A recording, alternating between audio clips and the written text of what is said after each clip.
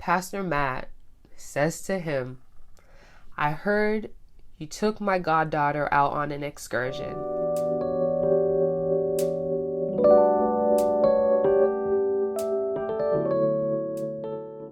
I got married within a year of dating Emmanuel.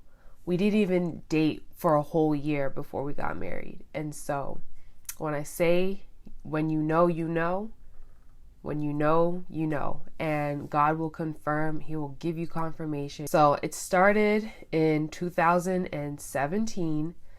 I remember prior, I was in a relationship that I knew I shouldn't have been in. And it took me a long time to really admit to myself that I wasn't supposed to be in that relationship because I wanted it to work, I guess. But every time I thought about like, can I see myself marrying this person? It would always be no. And I was like, dang, like this person could be my husband, but there were certain things that he was lacking. And so I remember we broke up, and it was a great breakup. It was very mature. All the best to him. But I remember after we broke up, I was like, you know what? I'm going to revisit my list and really pray on it and, put it before God and trust Him in this. Single ladies, you don't have to worry about your husband. God already has that taken care of. When I tell you, just be in your place, it will all work out. But anyways, me now being single, I was like, you know what? I'm going to revisit my husband list. I'm revisit like all the things I want my husband to do, all the things I want my husband to be. I was like, God, I really just want to be married. I've always wanted to be married ever since I was in high school. I remember I wrote in my journal, and I have to find it, but I remember I wrote that I wanted to be married by 25. I wanted to have kids by like 26. I wanted to be retired by 28. Like it was so like high school, like only a high schooler would think of those things and think that it's so attainable within those limits of, the year's perspective. But anyways, I remember I found the list and I was like, you know what? I'm going to start a husband journal.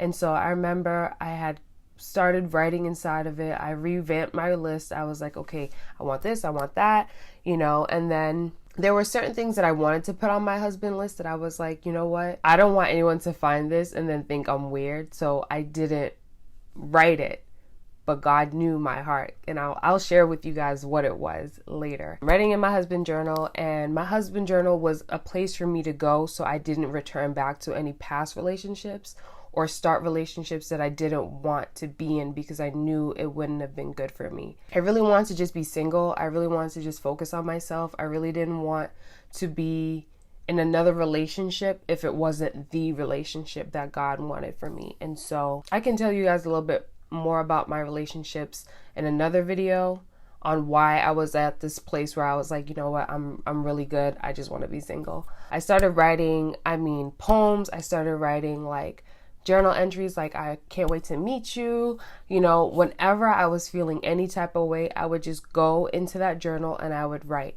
If I felt lonely, if I felt aroused, like I'm gonna be really transparent. If I felt aroused, if I felt anything, I would go to this journal and I would just write, because I was like, God, I'm not gonna go back to the things I used to do. I was celibate.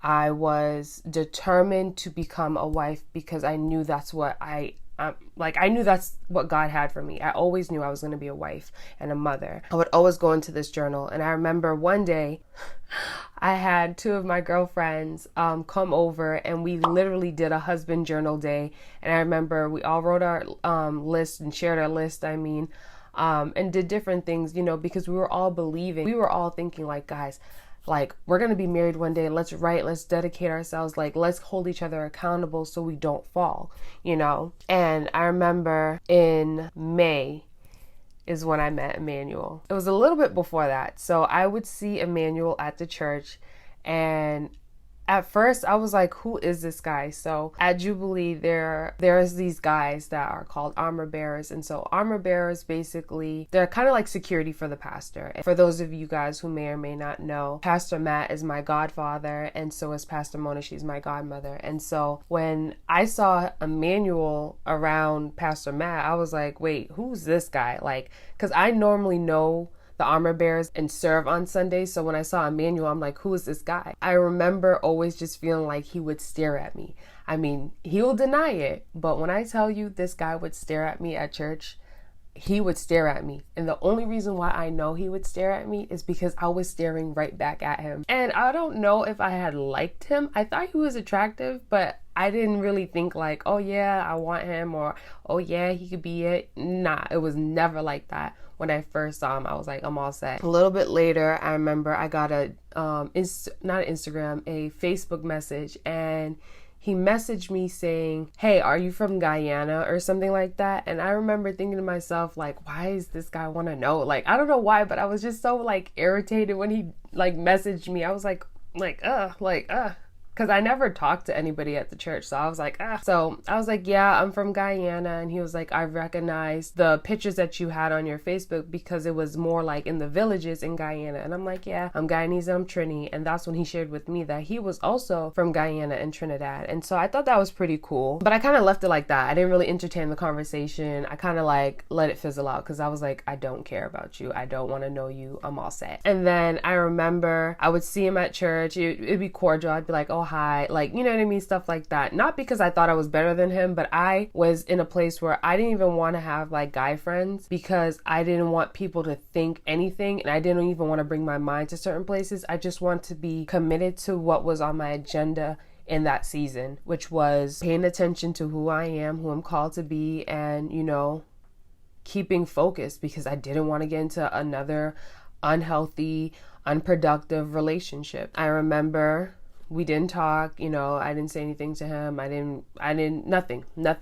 It wasn't until the women's conference in May where I saw him, and we had talked a little bit, like he kind of popped back up and he was like, oh, hey, I'm going to be working the conference. And I was like, okay, cool, you know, and then I kind of started feeling him, and I was like, oh, well, he's cute. And, you know, he's messaging me again. And I was like, I don't know. He's kind of short. Like in my head, I'm like 6'3". That's what I want. Anything above 6'3", that's what I want. You know, that was on my list. I wanted a tall guy. I wanted him to just be tall, like really tall. And so when I saw Emmanuel, I was like, he's all right. Like, he's okay. During the conference, he would tell me when he was coming and stuff like that. And I thought that was cool or whatever. But in my head, I was like, I don't know why he's telling me because I'm not his girl. I'm not really checking for him. But I will admit that I kind of started acting a little different because I liked the attention. And I'm gonna just be real. You know, us women, we like attention. And so when he was telling me these things, I was like, okay, cool, but I'm not your girl. But I want to be seen. Would I tell someone to do that? No, I probably wouldn't. Guys, don't do that. Especially if you don't think you're interested. Me, I really didn't think I was interested. And so now when I'm saying it, I'm like, you low-key was interested, but girl. It was the Saturday after the luncheon had been over, and so at this luncheon it was an all white with fascinators, and I remember everybody was breaking down the sanctuary and, you know, just getting the church back in order because Sunday was service. I remember somebody that I knew, this woman, it was so random. I was in the narthex, which is like our lobby area. She had come to me and she was like, oh my gosh, Angel, there's this really cute guy in the sanctuary and he's just like serving and he's this and he's doing that. And I'm like, okay, let me see who she's talking about. Lo and behold, she's talking about Emmanuel. And in that moment, I got jealous. I got so jealous. And I was like, in my head, I was like, excuse me? Like for some reason in my mind, I was like that, like he's mine. And in that same moment, I kid you not, that's when I knew that he was going to be my husband. And I was like, my husband? And literally my whole everything, when I tell you everything switched up. I mean, I liked him. And so I remember my god sister Cam, she was there, and so some of the decorations for the conference were these white sheer IKEA like curtains. And so I was like, Cam, be my flower girl, let's dress me up like I'm getting married, because I had this beautiful ruffled strapless maxi dress that I had sewn. If I could find the picture, I'll get it. But I remember she like put one on my head, and I walked into the sanctuary with one of the flower arrangements, and I was walking towards Auntie Mona, and I was like, Auntie Mona, I'm about to get married. And she just busted out laughing, and she was like, girl, you're so silly. But I was dead serious. I was like, I'm about to be married. And I remember Auntie Julie, she was there too. I think she probably took the picture actually. But they were just laughing at me like, okay, Angel, you're crazy. So I remember when I went back upstairs to Pastor Mona's office, I had gotten a text from Emmanuel, and he was like, yeah, I left, blah, blah, blah, blah, blah. And I was like, that's not how you say bye to somebody. This man drove back. He drove back to give me a hug. And I remember going downstairs to get my hug, and I was like, yep, that's what I'm talking about. Because if you are interested in someone, you're interested in someone. At least that's how I was taking it, right? All right, so that all happened Saturday. The very next day, I was in my sissy's Jeep, Stephanie's Jeep, and I was bawling, crying. I know y'all are probably like, Angel, what? Like, how do you go from I'm about to get married to bawling, crying in your friend's Jeep? Guys, I didn't know much about him, and I think with the attention and, you know, what I've been putting in my husband journal, I was like, God, I don't want to be a fool. Because I started thinking, like, what if this is just a nice guy? Like, you know what I mean? What if he's just a nice guy and I'm reading it wrong and I think he likes me? Or what if he's like this to everybody? And then, you know, all these different things. And then, I'm gonna be real, I heard some things, and it wasn't bad things, but it was things like I didn't know about him. Like, you know what I mean? I didn't know if he was in a relationship. There was talk that he was, there was talk that he wasn't. I didn't know. And I didn't really want to ask him because I'm not going to pursue you. He who finds a wife finds a good thing. And so I'm not going to ask no questions like I'm all set. I was sitting in Stephanie's Jeep. I was crying to her outside of my mom's house. And she's like, Angel, what? Like, no, like, you know what I mean? She couldn't believe it because she witnessed Saturday and how I was like, oh, I like him or whatever. And then she saw me totally flipped, and I was like, I'm all set. Like, I did not want him at all. I didn't want to talk to him. I didn't want to, nothing. I was good. I was like, I'm all set. So that was all in May.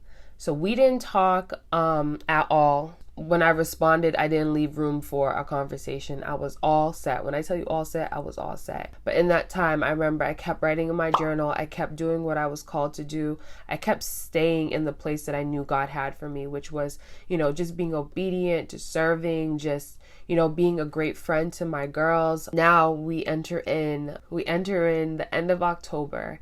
And I remember he started popping up again because I hadn't even seen him at church. So from May till the end of October, I didn't see him at church or anything. So literally when I had that moment, it was like he disappeared altogether as well. And I was grateful because, you know, my mind wasn't stuck on him anymore. I wasn't thinking about him. Not that we had a relationship. I was clear. Like, you know, I was clear. And so it's the end of October now. And he had posted something like, I want to go to the zoo. And for some reason, I was like, I want to go to the zoo. And so I remember, I think I DM'd him and I was like, oh, when are you trying to go? I'll go with you. Don't do that, ladies. Don't do it. Don't do it. Don't do it. Don't do it.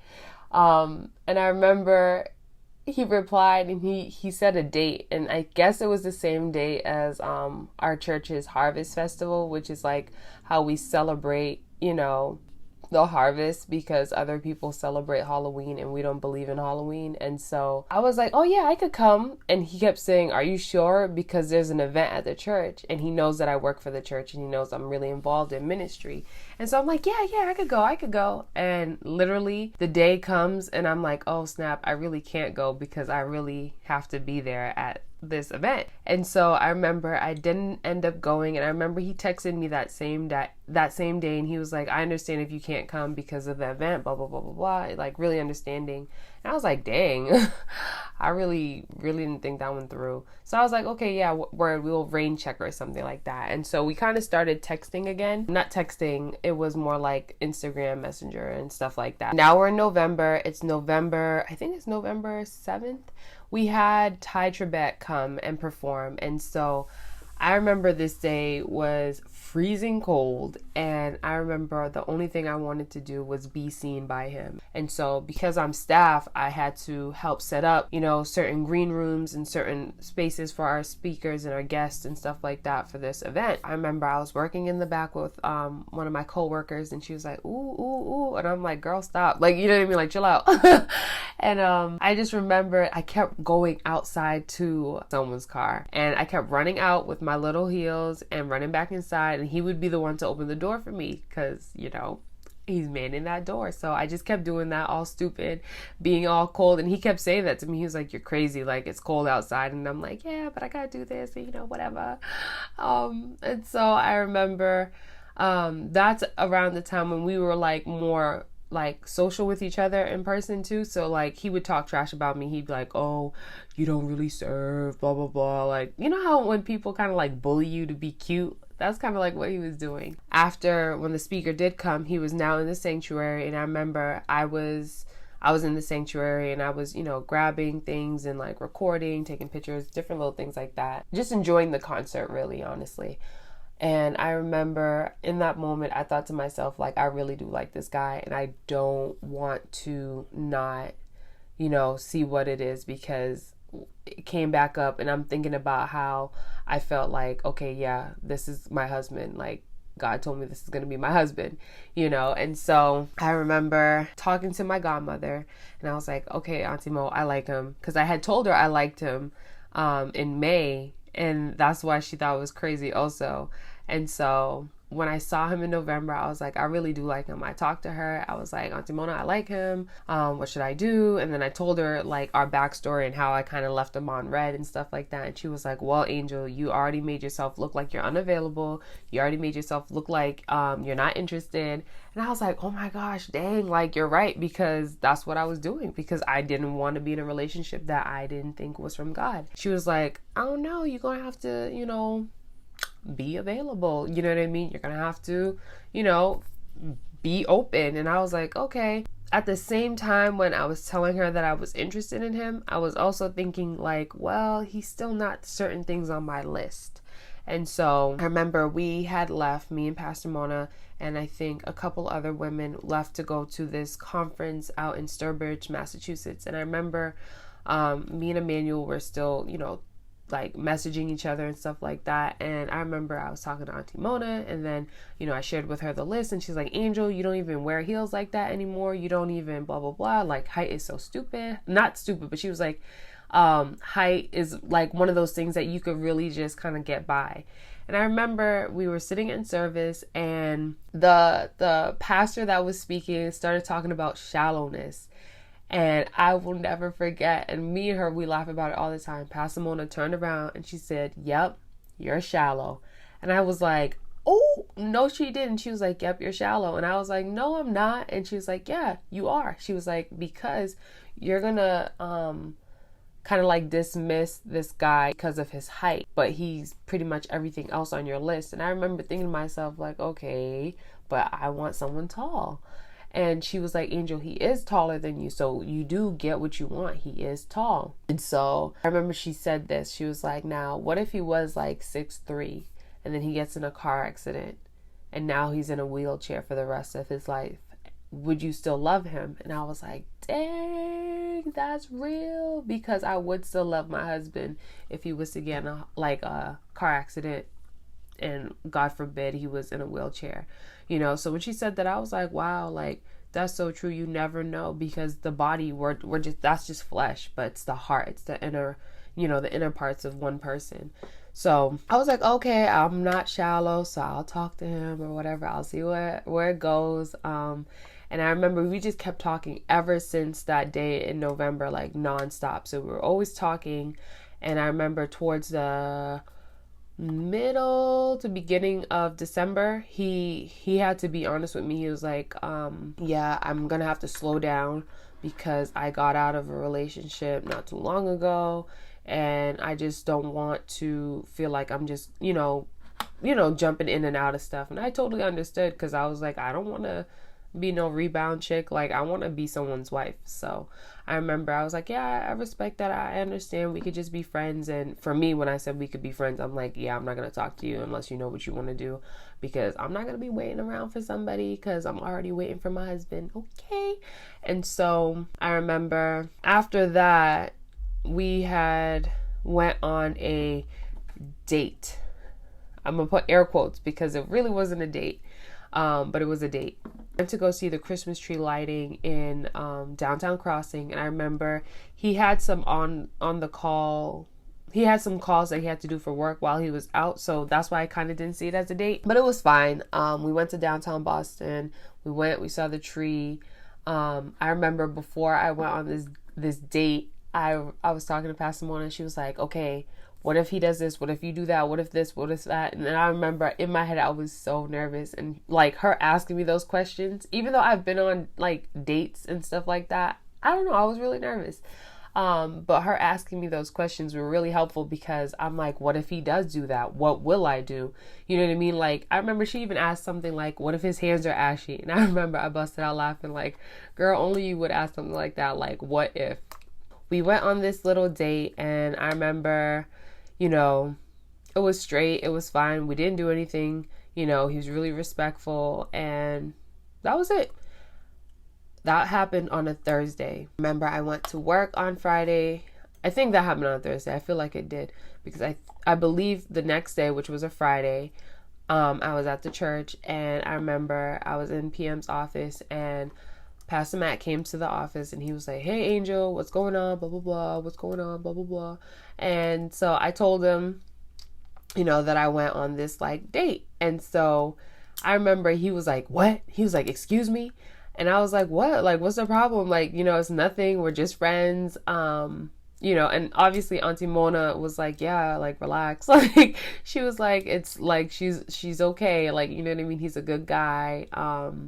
And I remember Pop, he was like, I'm going to have to talk to this guy or whatever. And I'm like, no, don't do that. I'm like, it's already awkward. Like, everybody knows that I'm your goddaughter. Like, I don't want the person that I date to feel like weird, or not just weird, but just weird, because I'm like, this is kind of like low-key embarrassing.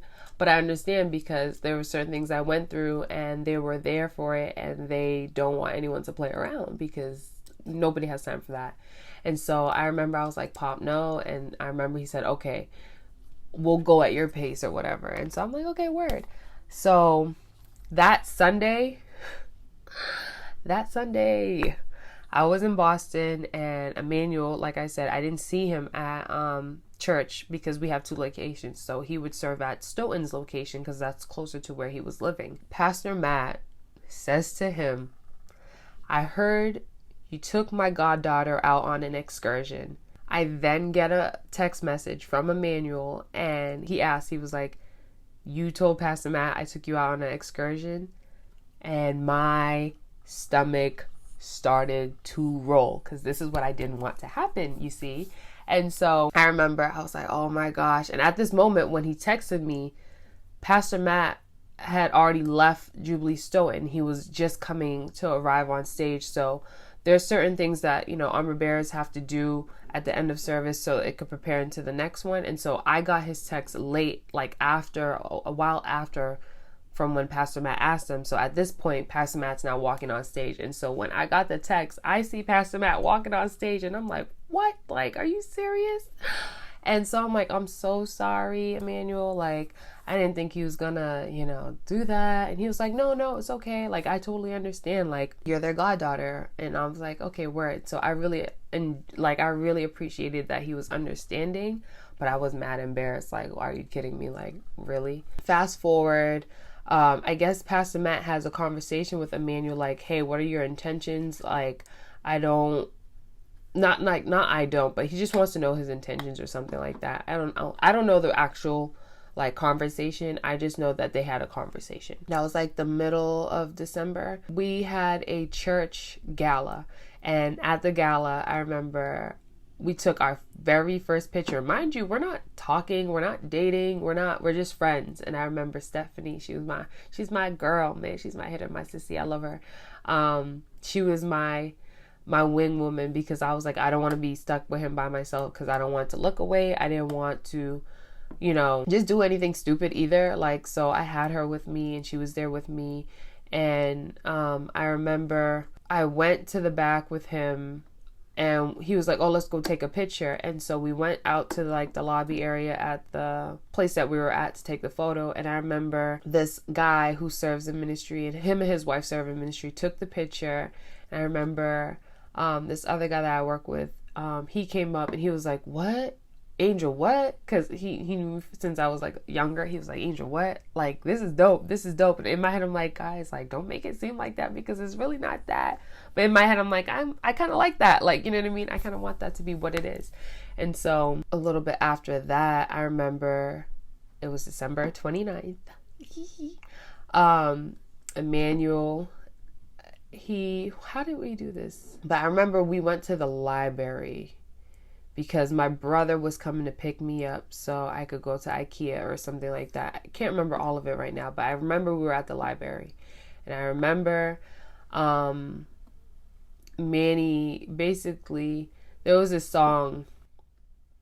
Oh, it's so corny. There was this song that he would replace the name with my name. It was the song Smile Jamaica. Smile, but instead he would say smile, angel, smile. Oh, smile for me, Jamaica. And so he would say smile for me, angel.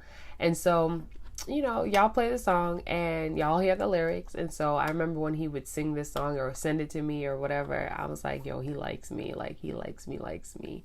And so we were at the library and he starts playing that song. And I remember he, like, you know, asked me the question, like, do you want to be my girl? And I was like, oh, I'm like, yeah. I'm like, yeah. Mad embarrassing. So I'm like, yeah. And so I remember from there we started dating. And so, you know, we were dating, and I remember just thinking to myself, between that November date, and I'm going to give you guys these details, but between the November date and that day in December, we weren't dating. But I kept asking God, like, God, is he the one? Like, is he the one I'm supposed to be giving my energy towards? Is he the one that I'm supposed to be talking to? And I remember I would write in my journal still, because your girl don't play. And I remember I would look at my list and, like, literally I would check off the things that Emmanuel was. And, you know, I remember my personal things that I didn't write down. And so Emmanuel checked off those things, and I was mind blown, because I was like, okay, again, they're silly. Like, anybody else would look at them and be like, Angel, you're so weird. Like, that's so stupid. That's so dumb. And so obviously my non-negotiable items was like man of prayer, you know, honest, you know, funny, blah, blah, blah, blah. All those good stuff that most women would want their husbands to have, you know. So when I was talking to Emmanuel and we were just friends and these things started getting checked off, especially the things that I didn't write down, I was like, oh, snap, like, this is different, you know.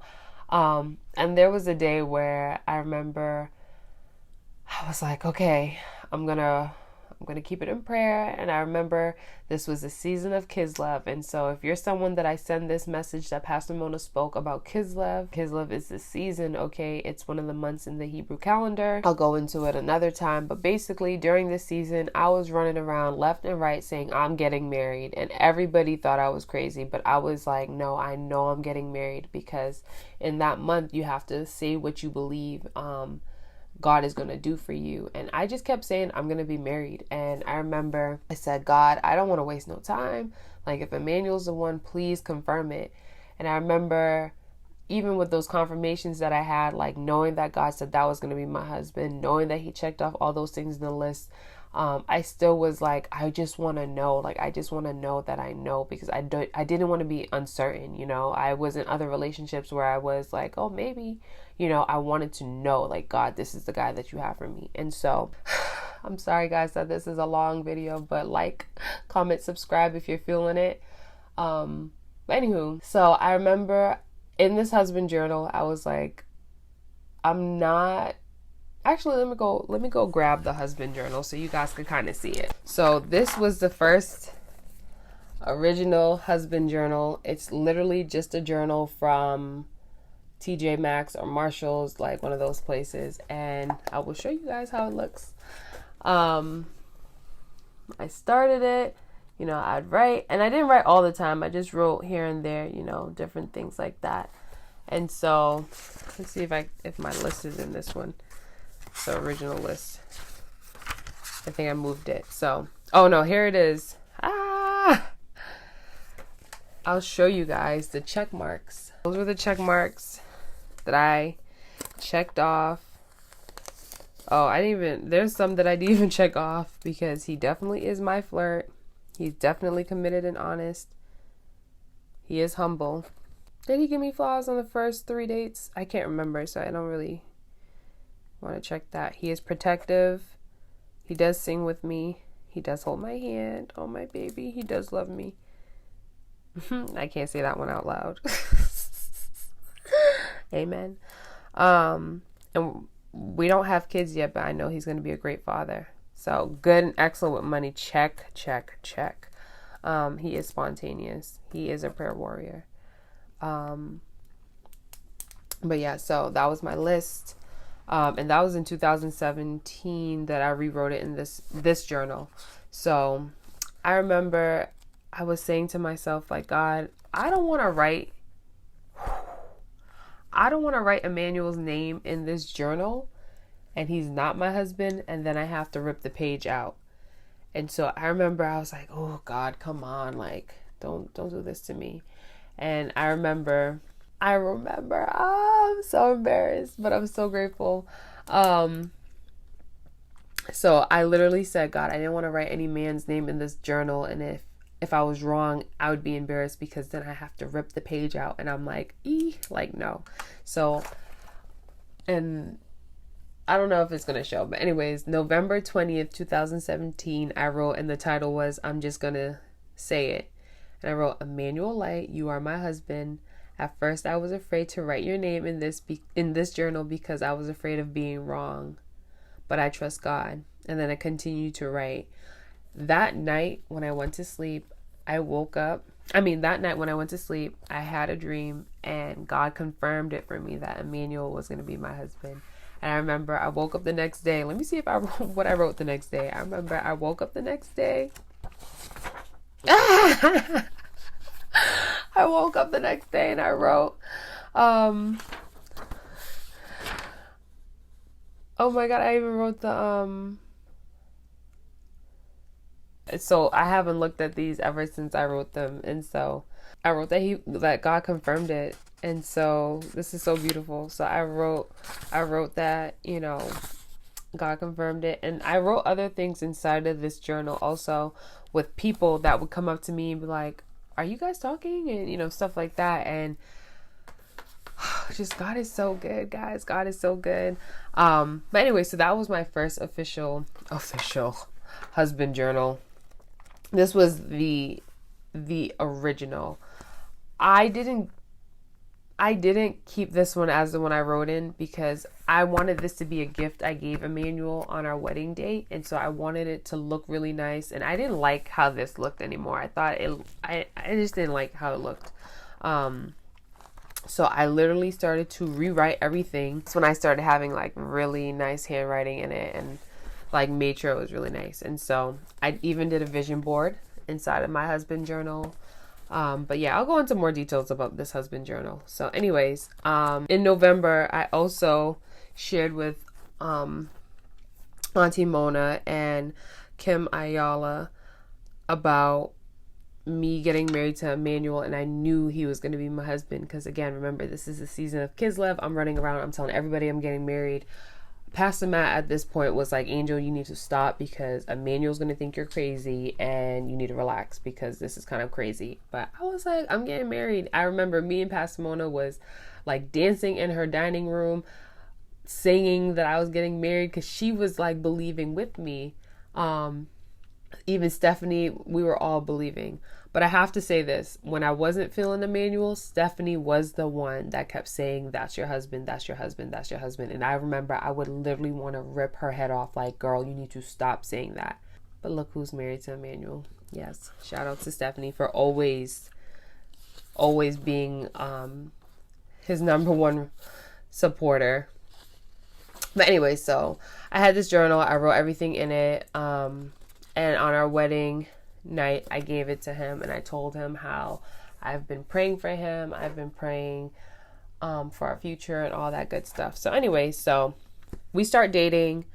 December 29th, and everything from there is like history. I mean, our relationship's great. We're always talking. We're accountable to Pastor Matt and Mona, you know, and we keep our relationship very private because we didn't want people in it. Because the one thing with relationships, especially when you're dating with the intent to marry, some people sometimes will try to get in the middle of that.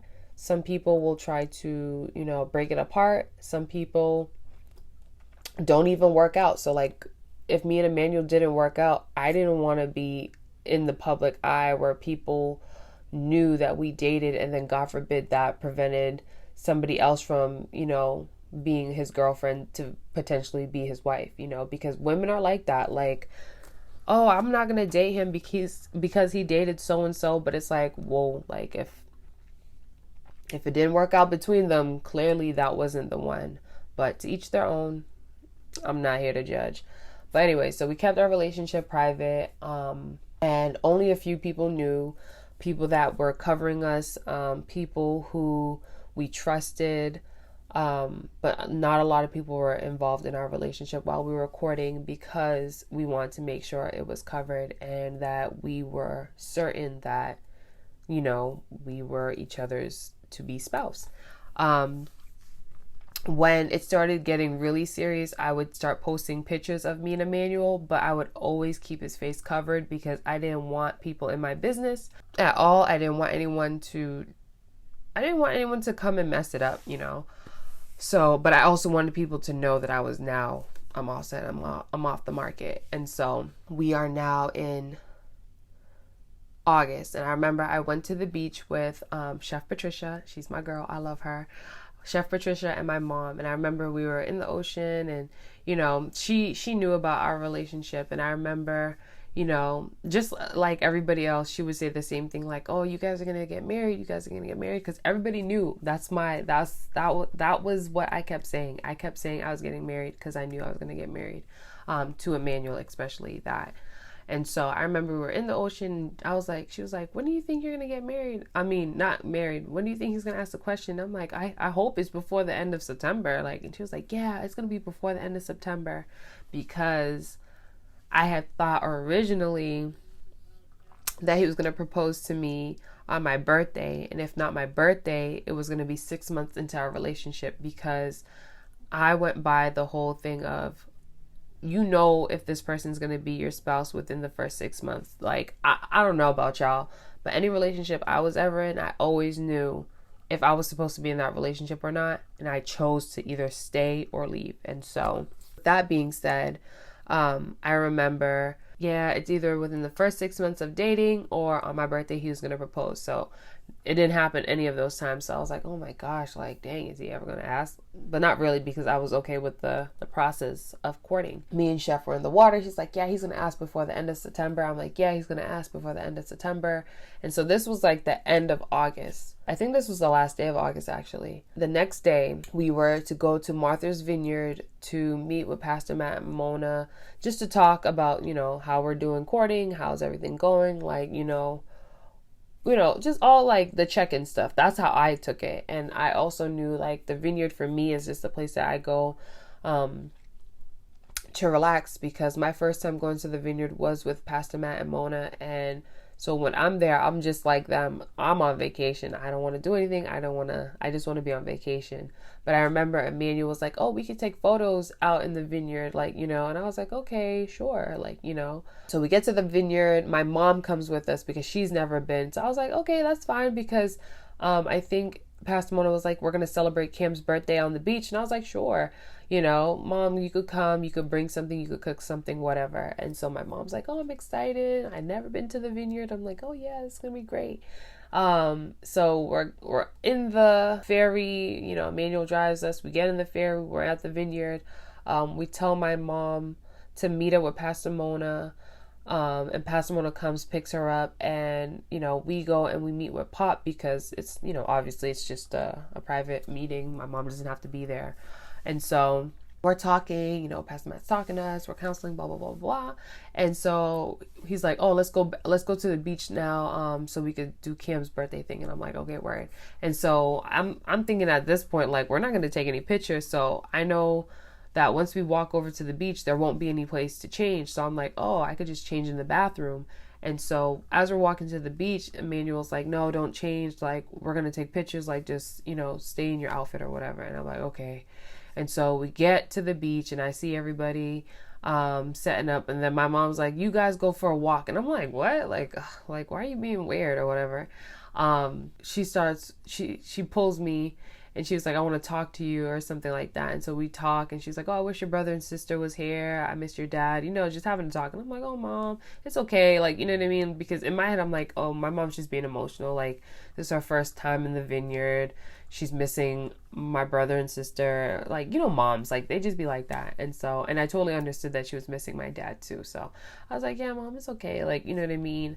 Whatever. And so remember when we started walking back, because we got a phone call like, oh, let's get ready. We're about to get ready to sing to Cam. So we start walking back to where everybody is. And then I kid you not, I see my best friend and I see my brother and my mouth drops. And so that's when you guys saw that video of, the proposal, and my mouth drops and I'm like, oh my God, I can't believe it. I'm crying. He asked me, he's crying. And it was just so beautiful. Total surprise. Everyone thought I knew because before that I did my nails myself with the dip powder. And so everyone was like, oh, she knows, she has to know. And then when we got to the beach, they thought I saw their decorations because it wasn't really decorations for a birthday, but I didn't see anything. I literally remember walking to the beach. I saw Stephanie had a yellow dress on, but then I remember my mom quickly came and she took me on the beach to talk and walk or whatever. And so everyone was surprised that I didn't know. And I was like, guys, I really didn't know. Like I really didn't know. And not to mention, Emmanuel got me the ring I wanted, but that's a whole nother story for another day. But it goes to show you that God will give you what your heart desires. And so we get engaged. It's amazing. It's great. And now I'm like, I'm ready to be married because your girl's celibate. I want to get married. Like, I want to just be married at this point. I'm like, I'm getting married. Let's just get married. And so I'm like, so at this point, we're trying to figure out the date. And so I'll share that in another video. But we figure out our date. We get married in December on a Tuesday. We have tons of people, over 600 people show up for our wedding. It's very low cost, very low budget, beautiful decorations, beautiful energy, beautiful vibe, beautiful wedding. The videos are all on my YouTube, but I didn't want this video to get too long, and it's obviously really long. So thank you for staying. Thank you for listening. Thank you for hearing our story on how we met and how Emmanuel proposed and, even how we got married. But if you guys want to know more, like how we figured out our date, because that's so divine. Like, when I told Emmanuel the date, he said no. And I was like, what? But that's a whole nother story. So I'll share that on another one. But guys, God is good. His love is so good. He knows your heart. He knows what you're believing. He knows everything. And so when I tell you this was nothing but God, like, it's nothing but God. I can't make none of this up. I really can't. God showed me. I didn't believe it. Then I believed it. Then we started dating. Literally, I told you guys we started dating December 29th, 2017. We got married December 4th, 2018. And so here we are. God is good. I love my husband, Emmanuel. I love you so much. You're my rock. You're my greatest asset. You're my partner. I love you so much, baby. I love you. But yeah, I love you guys. Thank you. Like, comment, subscribe. Remember, you're brilliant. You're great. You're blessed. God loves you. And don't let them dim your light. Keep shining, baby. You're doing a great job.